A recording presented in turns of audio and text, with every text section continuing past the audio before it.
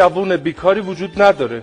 یه دونه بود، اونم امروز صبح مسئولین یه مغازه دونفش براش وسط بازار گرفتن. به ازای هر یک طلاق 2,300,000 ازدواج ثبت میشه.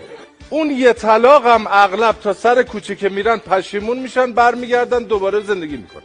بازنشسته ها همه سرمایه‌دار، همت شرق به غرب روون، نمودار رفاه اقتصادی در اوج محور ایکس هاست، شاخص فلاکت رادیکال 2/3 منهای عدد پی، کل مواد مخدر موجود در کشور 10 گرم، 5 گرمش هم دیشب طی عملیاتی امها شد.